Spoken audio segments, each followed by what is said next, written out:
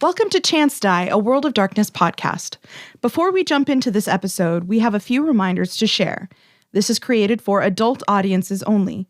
We advise listener and reader discretion for graphic depictions of violence, assault, death, trauma, existential struggle, and adult language. These themes may be a lot at some points, so if you need a breather, take a break or come back later. We would also like to mention, Gabby has no medical knowledge, so don't take her advice. Tristan has medical knowledge, but will be playing a magician and has no magical knowledge. Nat is not a drug addict and does not know much about drugs. Creed doesn't actually have a mustache. each person has their own story. Chapters full of people who, for better or for worse, have touched their lives, leaving their fingerprints all over blank pages until they're filled with color and script. And what about you? What secrets does your story hold? Do you remember them still?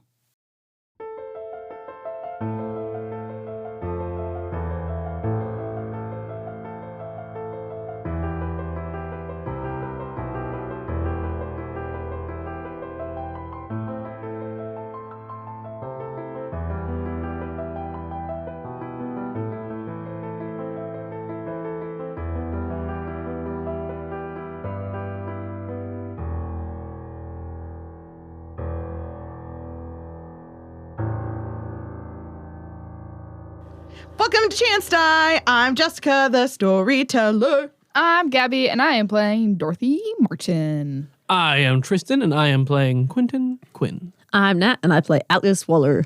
I'm Creed, and I play James Treader. Whoa. Oh, That's oh good. my God. That's I like that. Okay. James Treader. All right. for truck month. All right. At the end of the last episode, you heard Harper's song and figured out what? What was that big reveal, James? Holy shit. Okay, so I have this man, right? His name is Donnie. He's my main man His since boyfriend? the beginning. His lover. Enemies to lovers. I just found out, because I'm a bad friend, Donnie has a kid, and her name is Susie. And I was like, well, fuck. Now I have to go find Susie, because this is my man who's helped me out through all of my problems.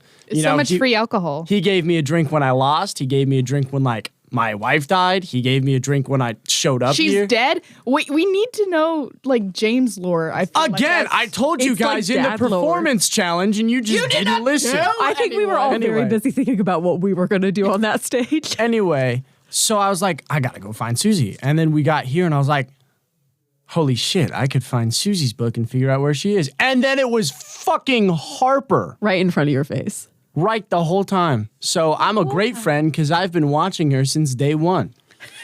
I'm basically her godfather.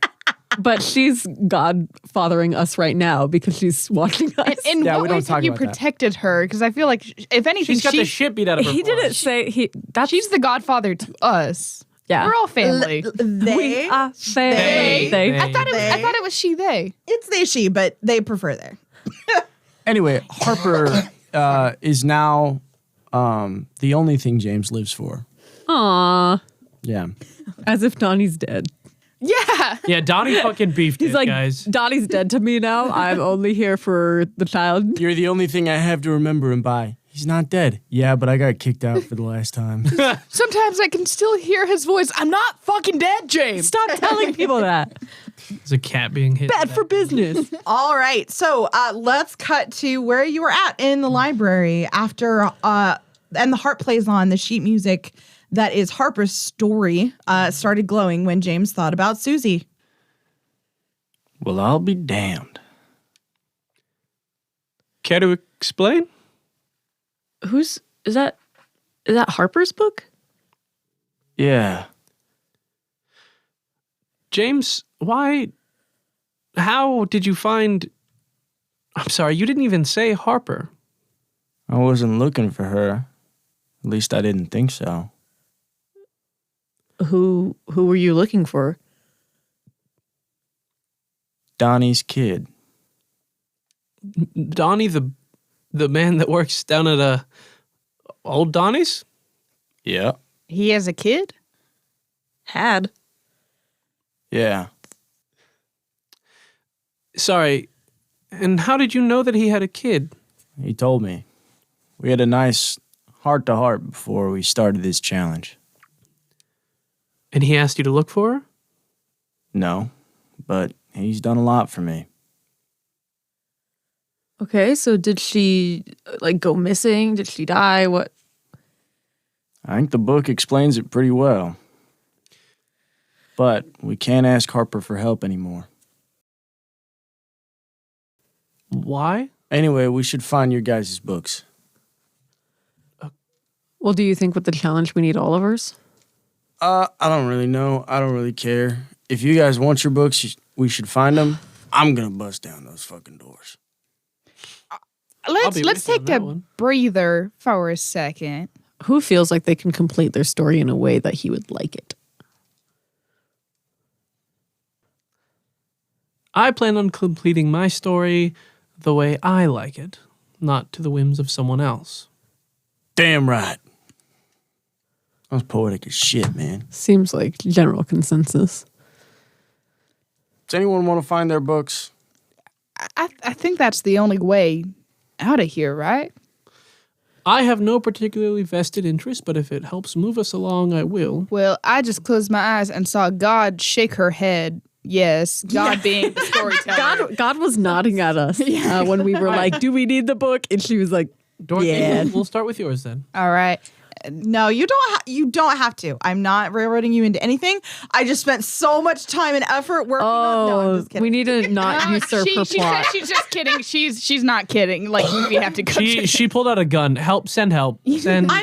Listen. This is not like. I encourage you to think of this as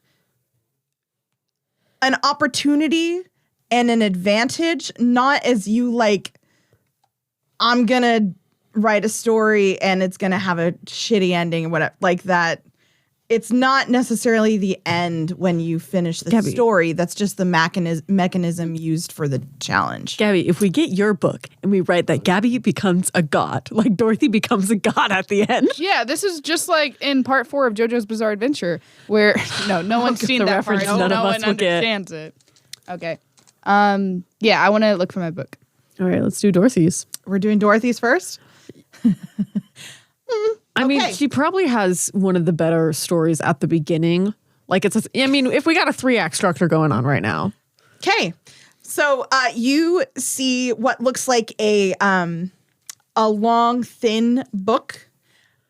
It is a screenplay, and it says in big typewritten letters, like typewriter style, "Blood and Azaleas," and that's the and it says a horror screenplay.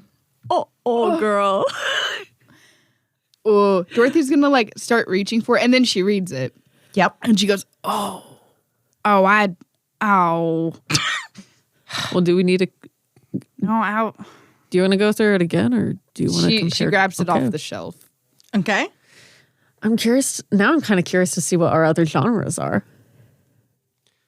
Wait, we can look at them. We don't have to pick them up. All right, Atlas, yours? Sure. Yeah. I'll look for mine. Oh, you're not going to open it? I want to open up the first page. Read the first. Okay, when you open it, everything disappears around you all. And all of you. Fuck. I knew this would happen. Okay. That's cool as shit. He told Are me we to going do it. into a horror story? Imagine if one. Oh, shit. Oh my god, this is so bad. Oh, Okay. fuck. Imagine if like mine is like a slice of life and Tristan's is like a love story, and we just picked the worst one. I will say I had Dorothy's written last. Interesting.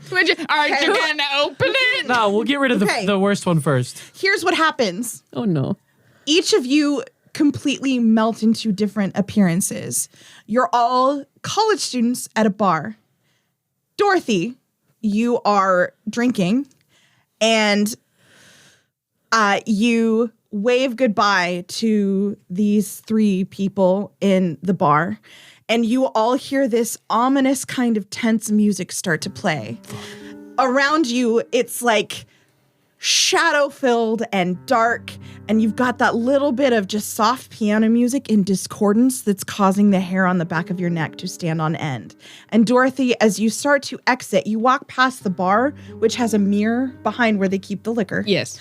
And you see a very familiar face. It's Stella's face as she walks out of the bar. Can we do actions or are we just seeing?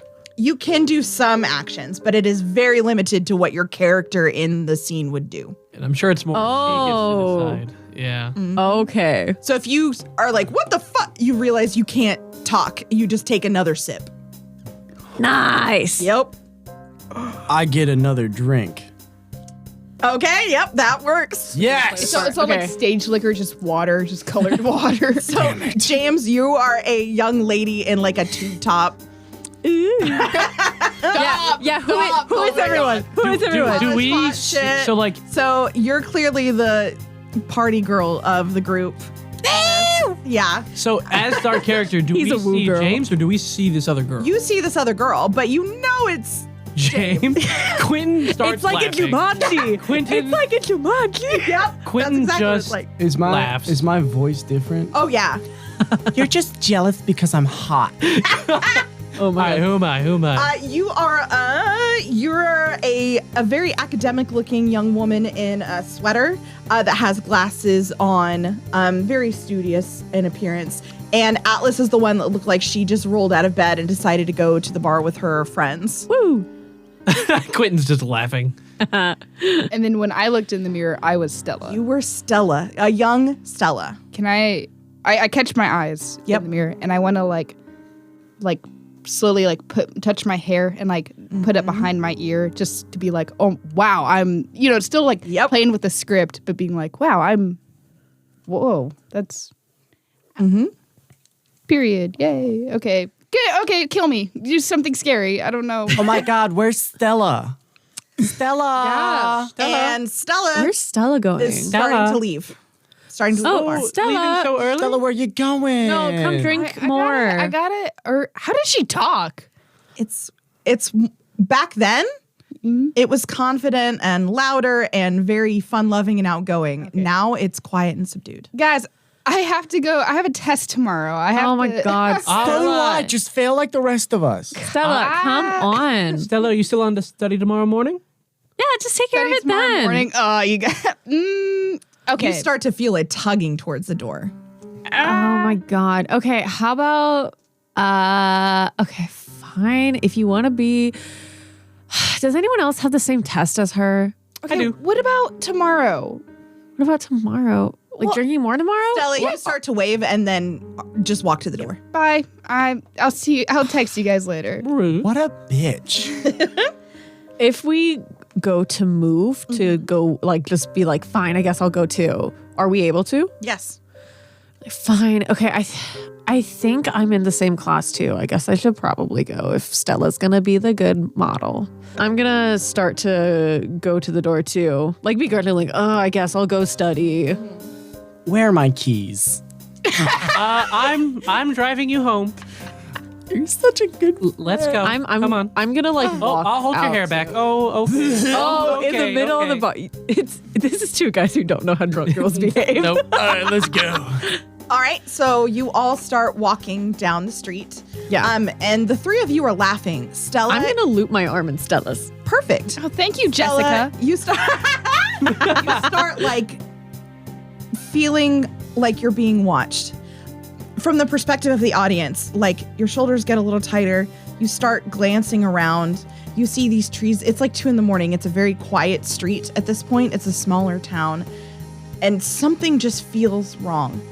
And you all hear the music kind of swell. Creed's character like stumbles, and then the two of Oh, you shit. start to help her up. Come on, let's get up. As Stella kind of crosses her arms and impatiently taps her foot, like, Oh my god, Stella, help us. We'll get her ass up. Guys, I really have to go. Tristan, your fine. studious nature compels you to try and call a cab. to get everybody home. All right. Give me a second. I'll go ahead and take a call. She's gonna pull out her phone, start dialing the number. Stella, help me with her. Come on. Because they're loud, you step away. Yeah, she'll step like 20 feet away, maybe to the edge of the building.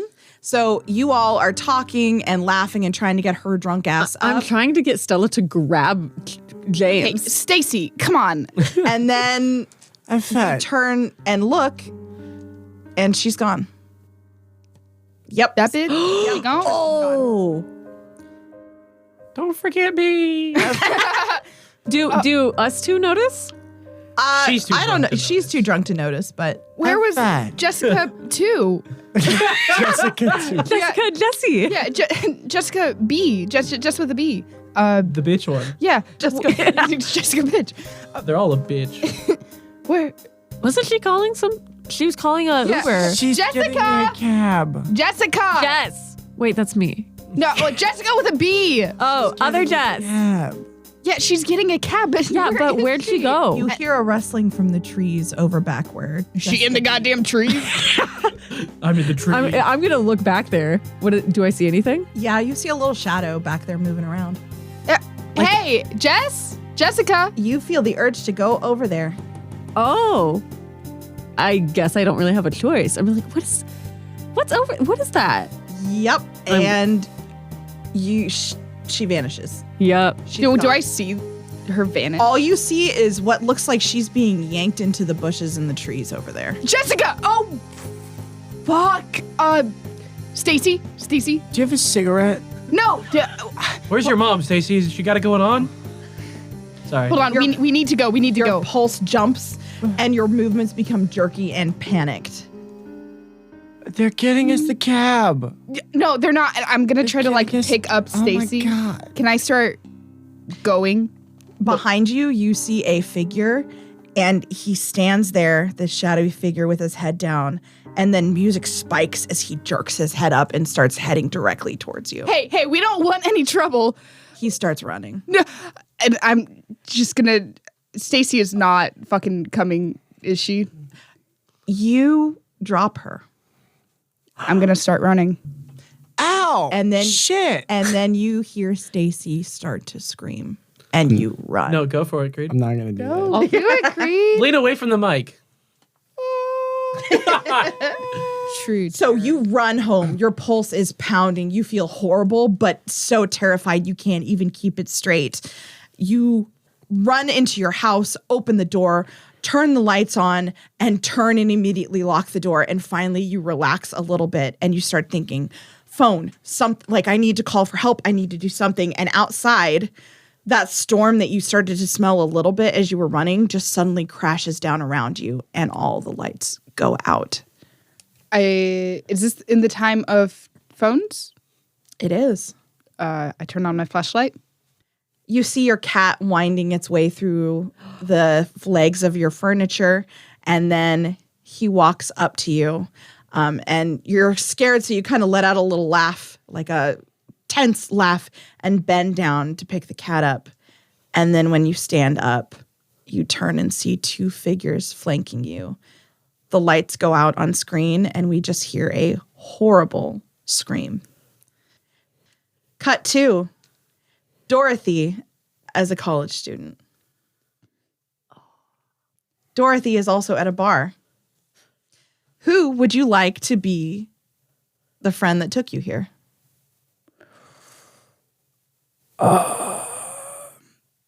Tristan.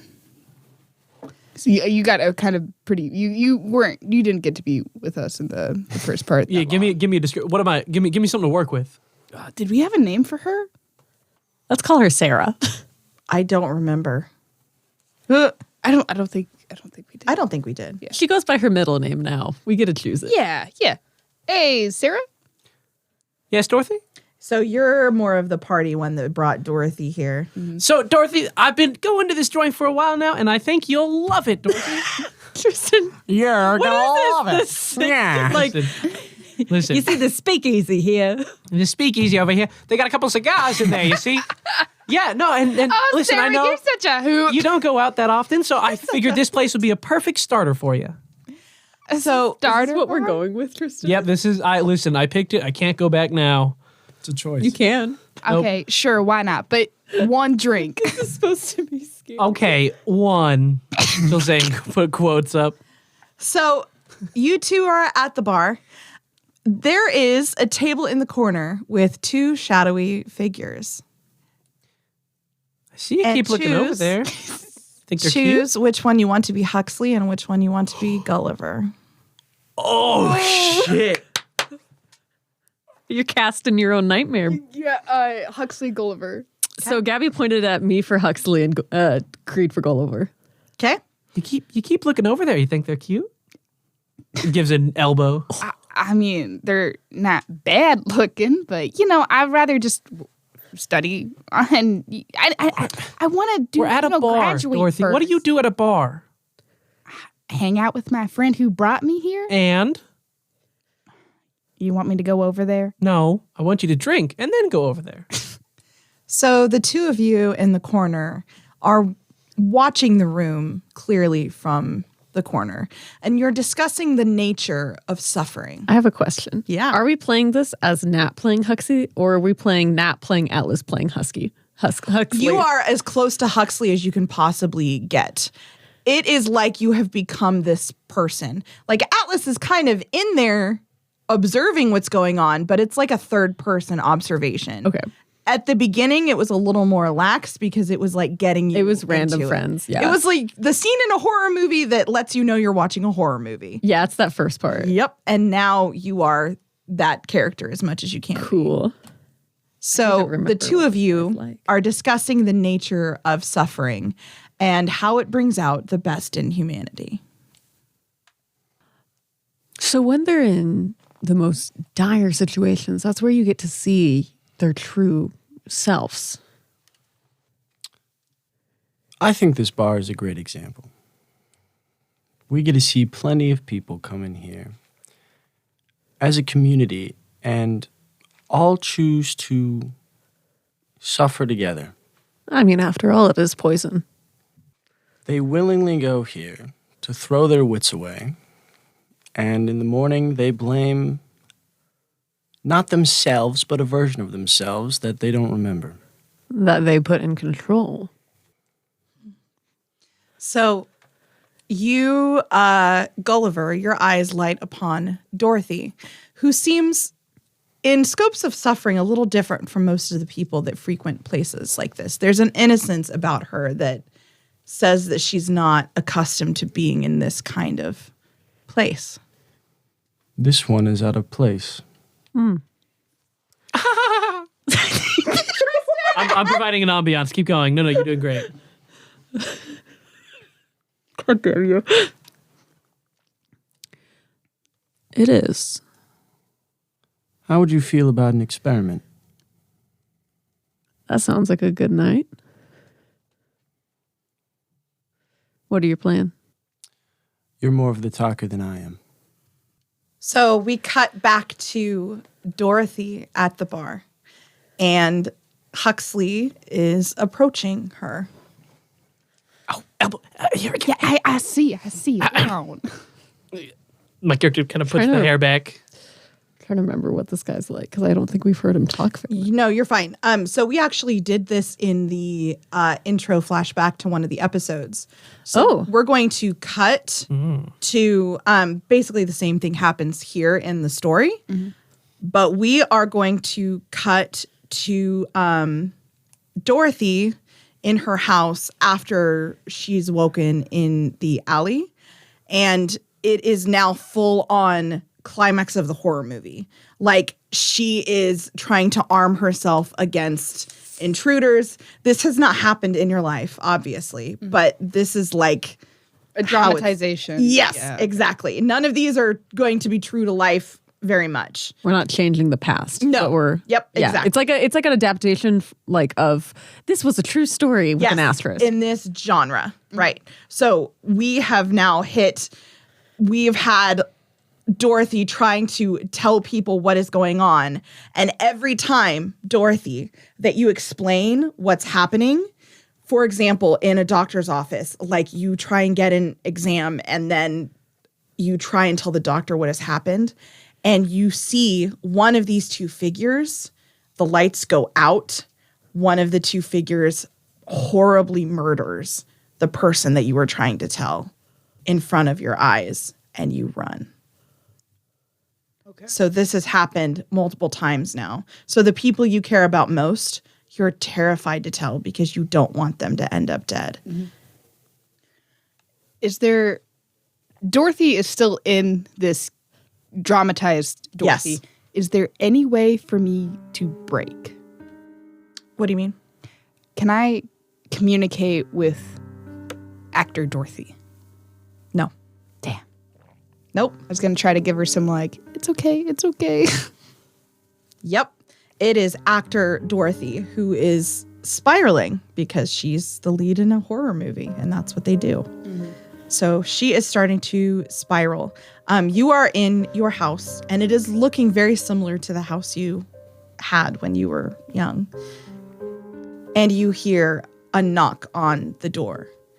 It is storming outside, and the electricity keeps flickering. What do you do? Is there a peephole? Yep. I want to look out. No one's there. I arm myself. With? Dorothy would have a baseball bat right next to the door. Okay.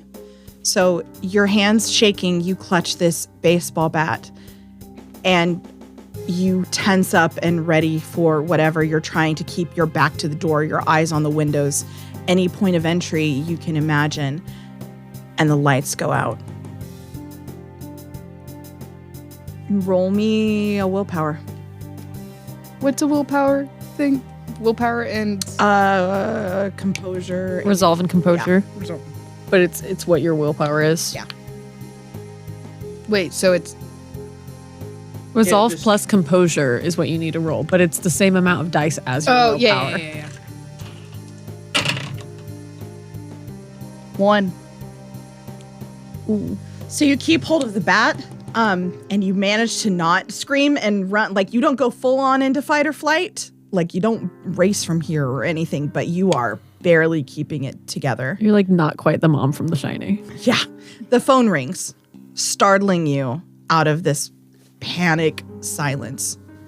Still looking at the door. I'm going to reach for the phone, kind of stumble around a little bit, trying to find where it is as I pick up the receiver. Yep. And you hear a voice that says, "Tell me, Dorothy, how has suffering impacted who you are?" She's just since she got one willpower, she's just going to throw the phone back down. You're realizing, as you two are part of this screenplay, this voice affects you in a way that Atlas playing that character did not.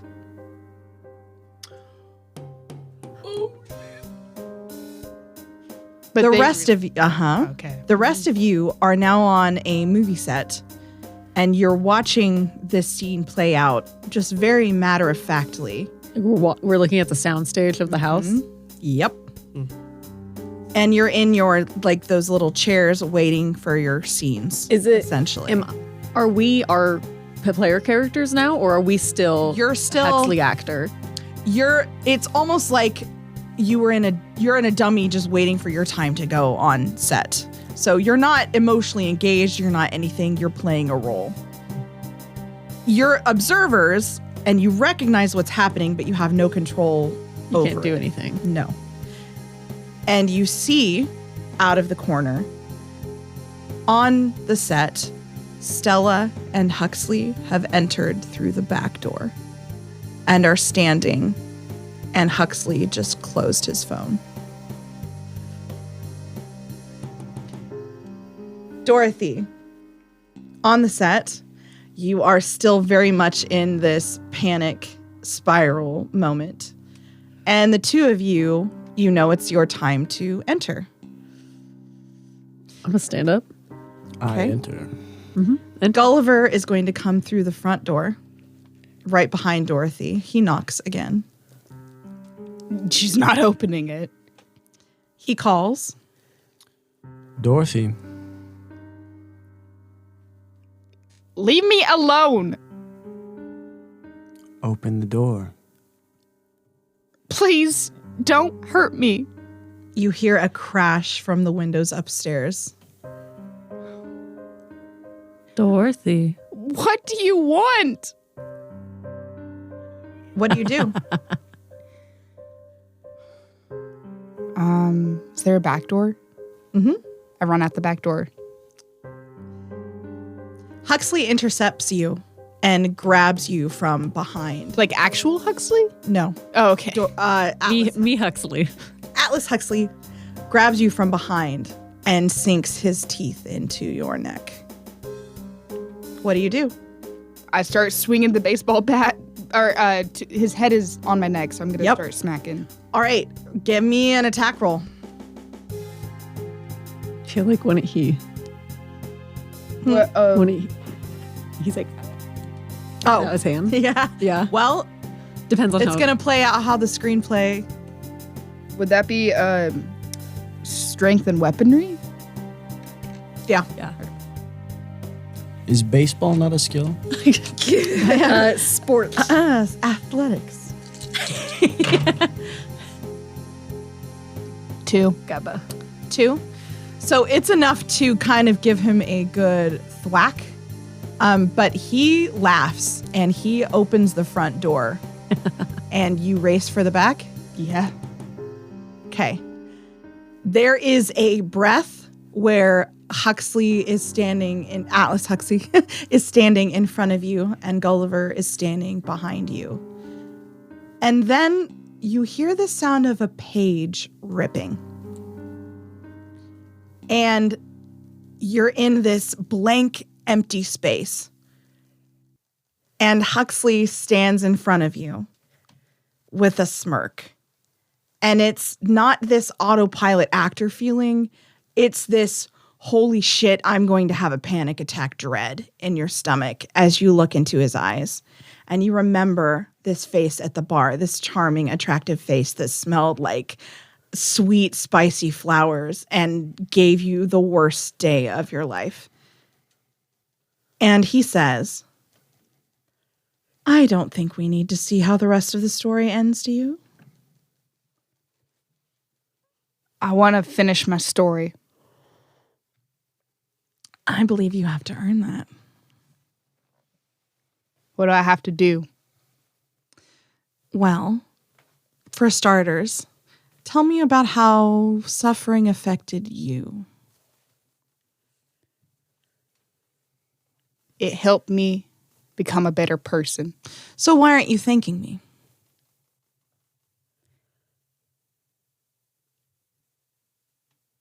Because there's nothing to thank you for.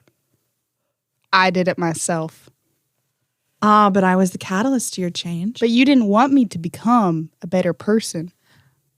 All I wanted to do was have an experiment. I wanted to see how suffering can change humanity. That's all we were doing. And you were the shining example of what suffering could accomplish to a good person. It made you an even better one. So really, you should be thanking me.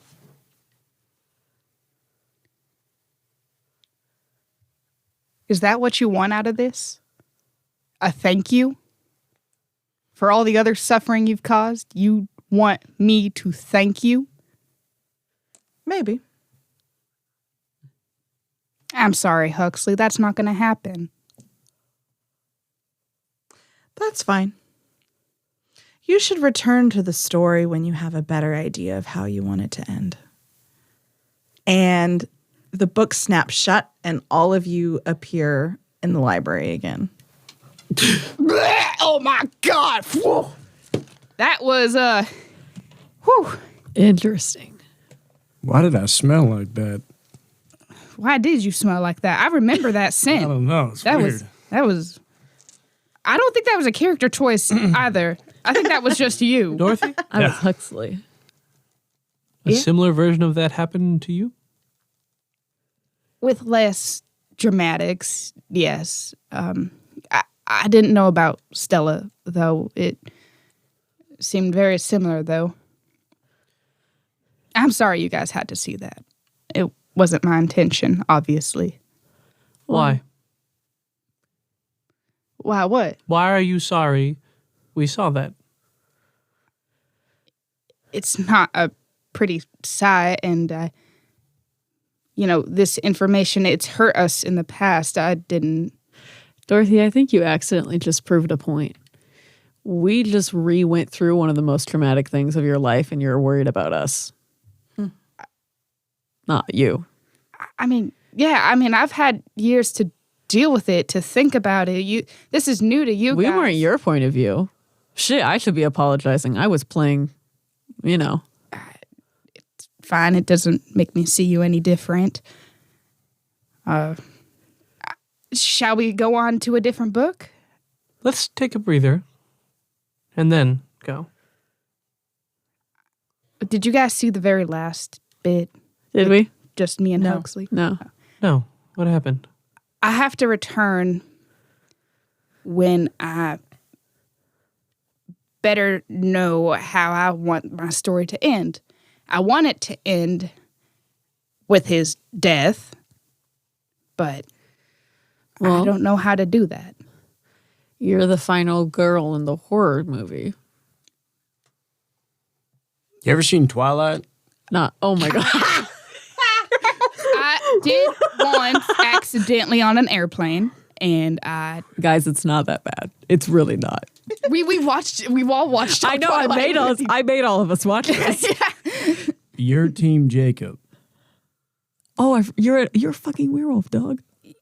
Oh, like Werewolf Against Vampire? That's a badass ending.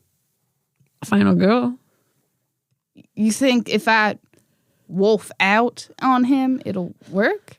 I don't know how any of this works, but it would be badass if it did. I could make it spectacular if I could. I we're- would definitely get something that would be worthy of a ending.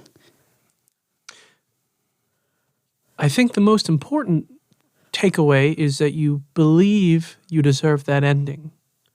I think that's the only way you will be able to have it, is if you believe and strive for it. I hope you're right, Quentin. Thank you. But I am fine, everyone. It was kind of therapeutic. Oh, like Kind of- exposure? Yeah, in a way. It was weird seeing your guys' faces, though. You could really pull off a tube top, James. That was fantastic. I thought so too, Quentin. I was laughing out of how good you were wearing Yeah. it. All right, settle down now. Buy me a drink first. I don't I think, think I'm it's- going to a bar for a Anyway. long time. I think it's a little bit funny that when we were playing Huxley and Gulliver, it was very similar blocking to when our characters first met Creed. True. Atlas, your book? Sure. All right. All right, for quite a change of pace, Yeah. you find Atlas's book on one of the shelves, I'm so curious where you're going and to go with it this. is a thin, very flexible, malleable book. It's titled "The Impulse," Episode 1. What type of book is this? And it's a comic book. Oh, And as you open it, there's a large voice, a deep narrative voice and spiky letters like float across your vision that says, "In the darkest parts of World of Darkness, oh my a God. morally ambiguous I'm Batman. hero Question mark. rises amidst addiction and wisecracks." I'm a Batman. Cut to Atlas. He stands on top of a building in a large black leather coat. Oh my God. His hair fluffed attractively by my the God. wind. He's wearing a skin-tight black top with a white eye emblazoned on it. A full moon rises above him, creating a striking silhouette. Oh my God. And then that voice says, "Atlas had a few friends, but many enemies. His greatest nemesis, however, was stalking the night. They had to be stopped." Who's your nemesis? Bitch myself. in a silly comic book. Okay. It is whatever you want. Okay. I'm going to Also, take this. Thank you, Creed, for the superhero name. Oh my God. Okay, so you know how we, in like our modern movies of our superheroes, they could be really cool and badass because it's 2020 something. But when they first were written, it was bad and campy. I'm going with this. Okay, so if we're going bad and campy, it's like his evil twin or something to go along with the possession vibes. Perfect. Who plays it? I guess I'll have James play my evil twin. Oh God. Never mind. Yeah, okay. Late, I've been cashed. Perfect. This is just going to turn into Spy versus Spy. Think of your superhero name there, evil twin. Evil twin? Hang on. Evil twin for the impulse. And Natalie, you're going to be able to cast these two as either helpers for your villain or helpers for yourself. You could be my like a God. superhero Okay. sidekick kind of thing. I want to see Dorothy be the villain. I want to see Dorothy be a henchman, like the right-hand man to the bad guy. Like if it Creed is the Joker and you're the Harlequin. And then Tristan can be like the guy in the chair. Okay. Perfect. Give me a description of the town you grew up in, but try and use like comic book narrative. Yeah. So he's from Phoenix, Arizona. A lot of violence in Phoenix, Arizona. But okay, so I'm trying to stupid. Imagine like Gotham, but with no rain. It's just dry. Desert. It's just dry and dusty all the time. Yeah. Okay. All right. So Lawless. you're standing on the building with the moon silhouetting your beautiful frame.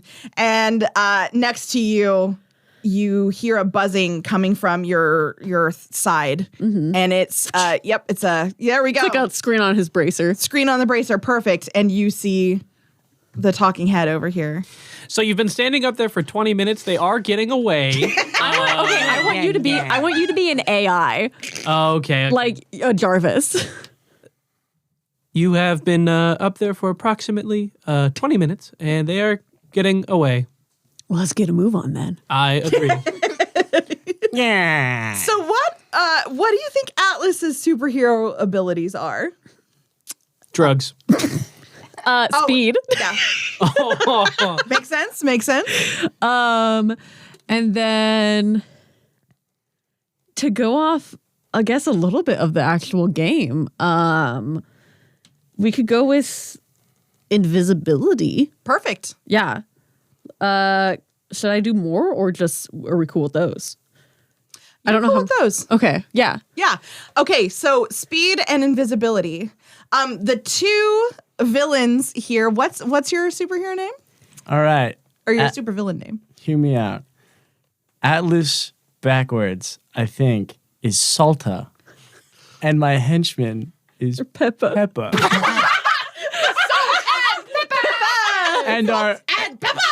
And our current scheme is to salt the dust with cocaine so that when it blows in people's faces, they get addicted to drugs. Yes, Salt. Everyone's gonna get high off our stash. Yeah. Our white powder. We're so clever. Get the tumbleweed. Oh, yes, of course. Oh, look at this road runner. Take it. Go faster. The High Road Runner. Look at him running in God. circles. Oh my god. Perfect. Beautiful. Better than I could have even I'm dreamed. thinking of like the Jack Nicholson Joker where all he was there to just fuck around. All right. Oh wait, I'm thinking of the other Joker. Never mind. So you quickly race from the building top to building top, trying Yeah. to catch these evildoers who He's are on speed. who are spreading cocaine to innocent masses. And the children. I don't know how much it works. The children are lower to the ground.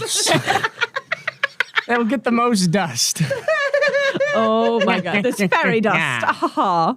Okay, so you arrive on the scene to see them sprinkling cocaine and dust. Into a Like child's tiny little eyes. packets. Like we have packets that were just like Yeah, like tiny little, Oh my god. like the pinches. antithesis of a fairy. I love how this is so different from what Alice has actually been doing. Like, so I'm gonna come up on the scene, and they're halt. Yeah, impulse. Oh no! Don't foil our plan. What's your bad guy name? Salta. I'm Salta. Salta. Salta. Don't sprinkle cocaine onto them children. Who's gonna stop me, Impulse? Me, because I'm impulsive. Yeah, but that your greatest strength is also your greatest weakness. You want some coke? Ooh, look at these baggies. Ooh, do a little dance with them. Those bags are only 75% proof. If you want to have full effect of your ability, it needs to be at least 80. I'll put water on your AI. Put water. He's like, don't worry, I'm good. Just shot up in front of us. Salt, he has the goods. So okay, when he does that, he's gonna go invisible. Oh my God. Don't worry, I've planned for this. Coke dust, go! And I kick up a bunch of dust. Oh, so smart. Oh Impulse, my god. Hold your breath. You do not want to ingest that. It will also outline him, hopefully. Maybe if we spit in the air as well, it's like the dust will stick to him better. Patooey, Turned into what we do in the shadows. Patooey, Patooey. Starts pissing in the air as well. The more liquids, the Oh better. my god. Where is this motherfucker? Oh my god. Okay, so as you guys are doing this, Impulse Man is gonna have like, do you guys remember the old Spider-Man where he's like, "Buh," and that's just like the panel for a second? Oh, yes, that's exactly what it is. That's what's gonna happen, and I'm gonna hit Salta in the like face. And it's like one of those like pow, pow, and like a music sting.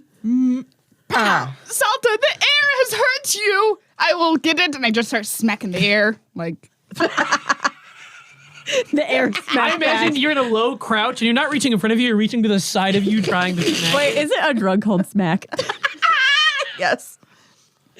Oh my god. So he's gonna go to like And just smack the shit out of it. yeah, he's gonna try to backhand. I'm not. I mean, let's go. Do we want to roll for Yeah, these things? We're gonna roll. We're gonna roll. Get 2 extra dice because you're invisible. Oh and you're my taking them by surprise.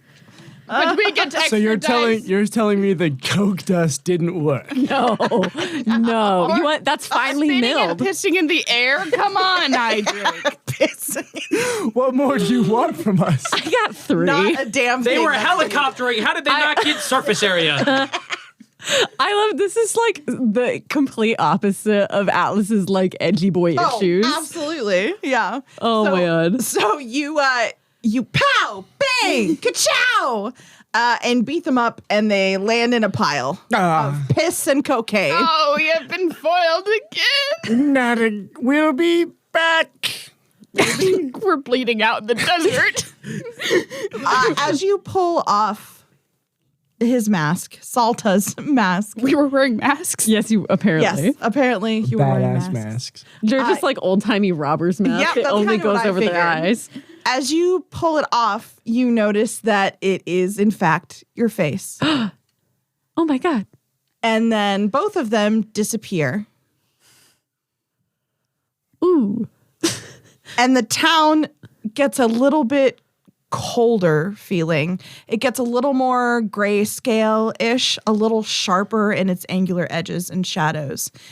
And you hear that same spiky voice say, but who actually is Atlas's greatest nemesis? Oh shit. Myself? And as you say that, your costume melts away and you're wearing what you wore the night that you shot Clovis. Hoodie and jeans. Yep. and there's a little bit of blood spatter on there. Yeah. And you look down and you can smell the fire and blood and gunpowder. And then you blink and you're back in the warehouse. And you look down at Clovis, and your friends are playing themselves in that scene, but they're frozen, looking at Clovis's dead body. Atlas made choices in his life. How do you feel about those choices now, Impulse? I had to do it. I had to play the game, and if I didn't do it, he was gonna light up like a firecracker. And Atlas, what can you do now? So, the tableau of this is that he has his right arm out in the same position with the gun when he shot him. He's gonna look to his left hand, and from his middle finger, the longest finger, fire and flames are going to trickle up from his finger up to his arm, up to the shoulder. And he's going to hold it out and look at it. What was that you were saying earlier about hypocrisy? Well, guess I stayed a little bit human. Burn it to the ground. He's going to kneel down and put his hand on Clovis's chest. And from there, the flames will just spread and engulf. So you see this fire spread, and it rapidly, like in a gunshot beat, encompasses each of these people. And you all feel the heat of the flames and the agony of the burn. And then the book snaps shut, and you're all standing in the library. Mm-hmm. I am not proud of what I did in that desert. Hey. That was badass. You guys learned how to do the comedy thing now.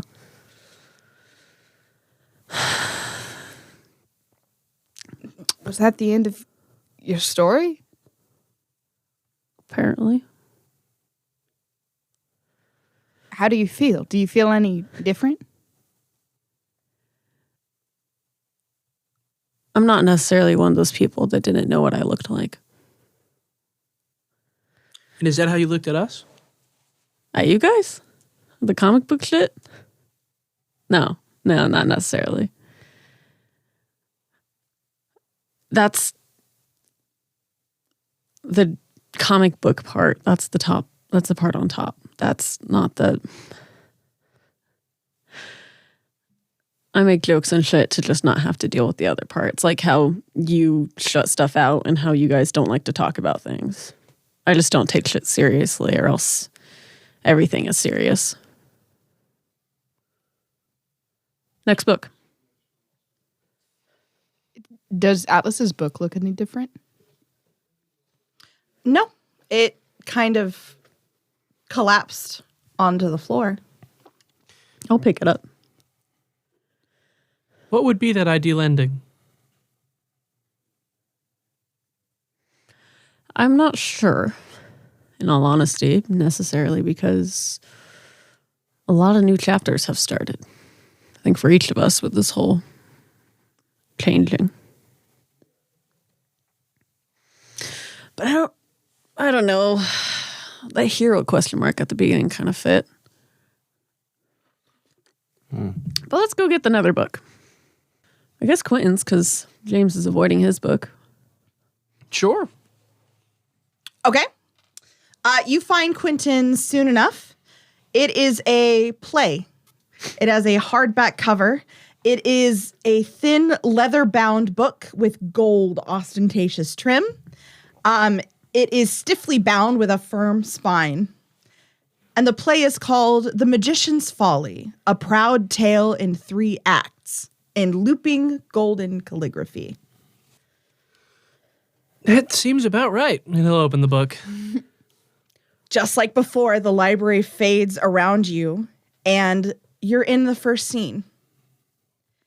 In the first scene is a child's bedroom with a bassinet, like a little crib, but more simple. It's evening. You can see the moon and the stars out from the window, and the wind blows the clean white curtains gently in the night breeze. Through the open window, a hand gracefully reaches in, and a figure sneaks in to the humble but very homey room. What do they look like?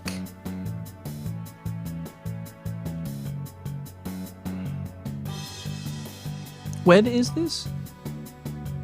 I gave you all the information. Okay, sorry. Tristan was so enamored. A figure is sneaking in and there's like a baby crib? Yep. I wonder who the baby is. Yeah. I think it looks similar to Jinx. You are correct. It looks just like Jinx. Mm. Who's playing her?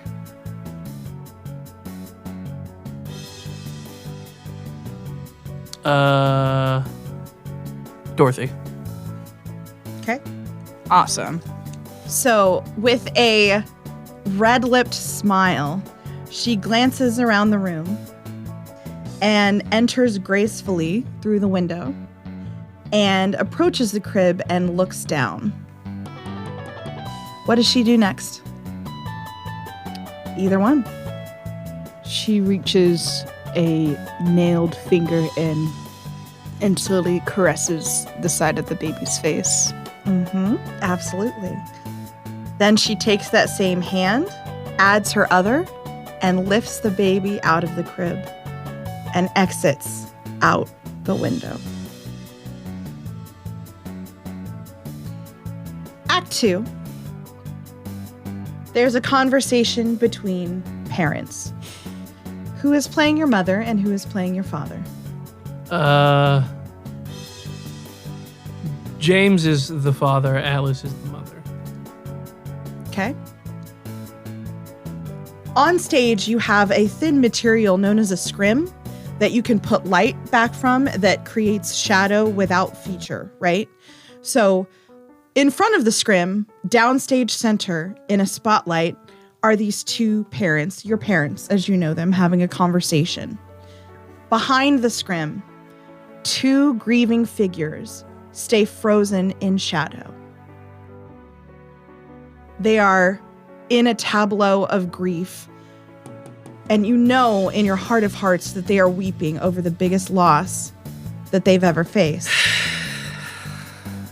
While two brand new parents hold their new child and discuss its circumstances with a mysterious blonde woman. And this one is ours? I'm giving it to you, aren't I? Wait, hold on. How does she talk again? She's more like this. Okay. Reset. Sorry. Bit of a T. From the top. Yep. I'm giving you to her, aren't I? It's him. Him. I'm giving you. I'm giving him to you. I'm giving him to you, aren't I? Fantastic. It's ours now. How can we repay you?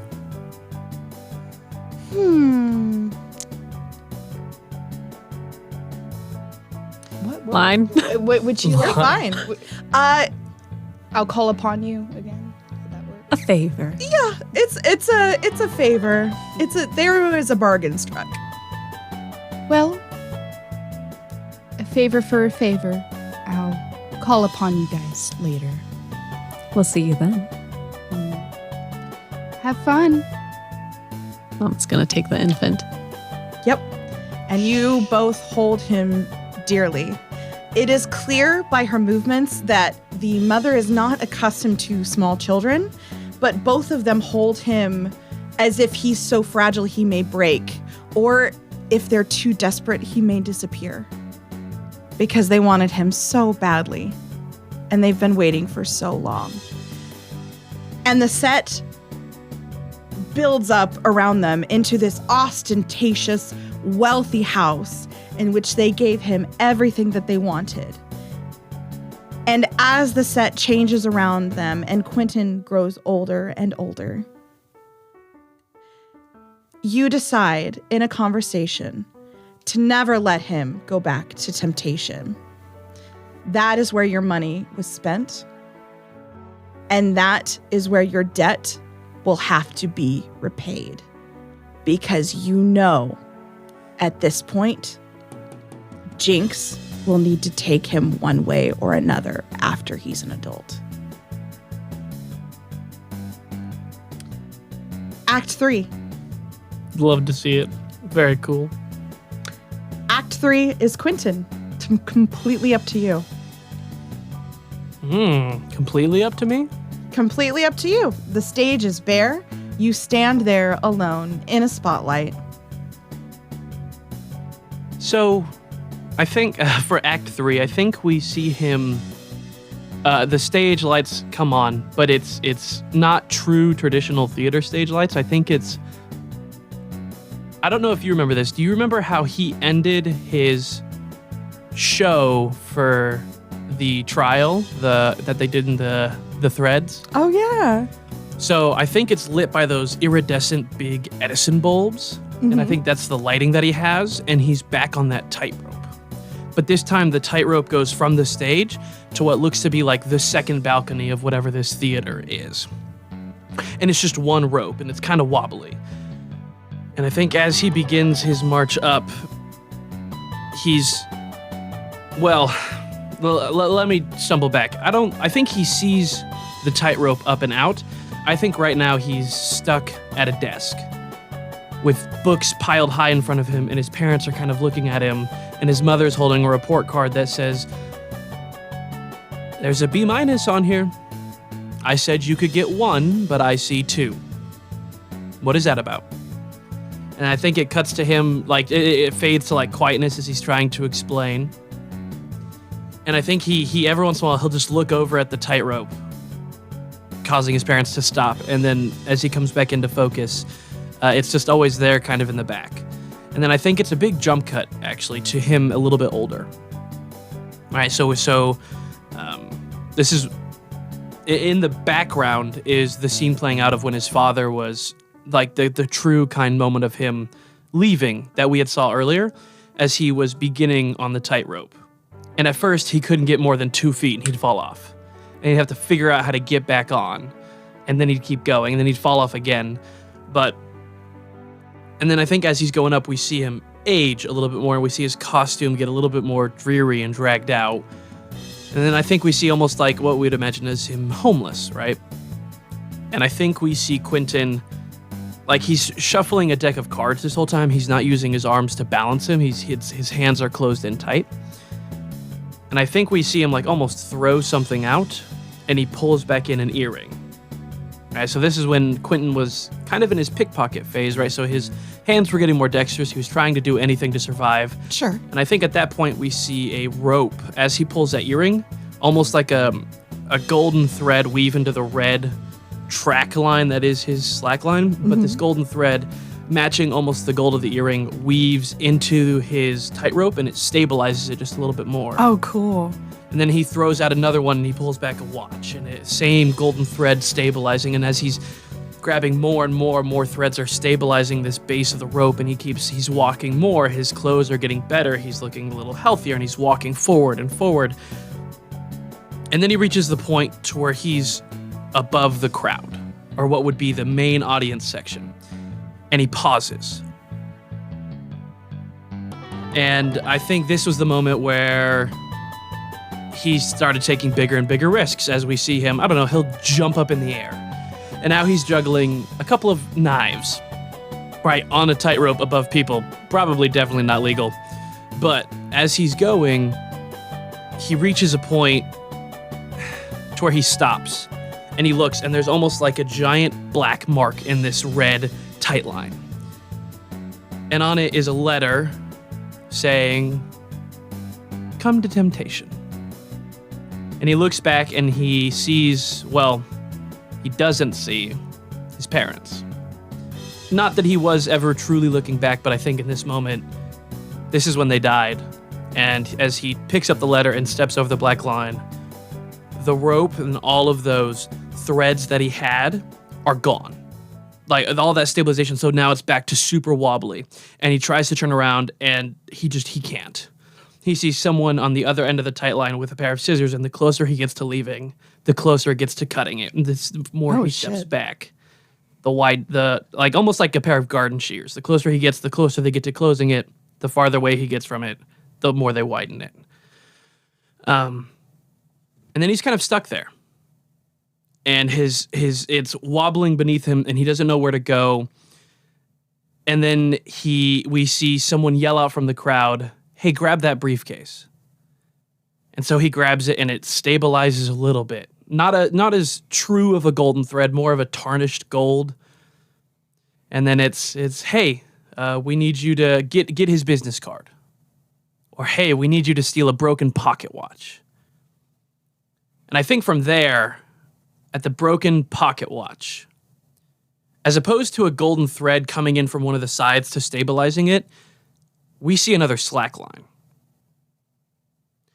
And then I think he kind of like looks at his main slack line of like, this is where I was going. And he looks at this other one, and I think he actually continues up his own slack line for a little bit and stops. And he turns kind of looking, I almost like it imagined it went off at a 45-degree angle, and he stops, and it's kind of a gap between where he is on his slack line and where the other one is. And I think he closes his eyes and jumps. And I think he misses the slack line. I think his foot gets on there and it skips off. And he's falling for the first time. Like, it was loose and scary, but he's falling. And I think he's able to catch himself with his hand barely, and as his fingers are starting to slip, like almost comically, like one by one, right? It's a show, right? One by one, so the audience can see very drastically he's about to slip. As his last finger goes up, he sees a hand reach down and pull him up, and we see Puck. And now he's on the top of that second balcony, and there's a silhouette of three other figures. And then you can see Quentin and Puck in the spotlight, and you see those three other figures there. And you realize from each of them, there's a slack line coming to that point. And as he does his big bow in his white suit, he looks up, and I think we see his book close. I love it. Thank you. I thought it was so good.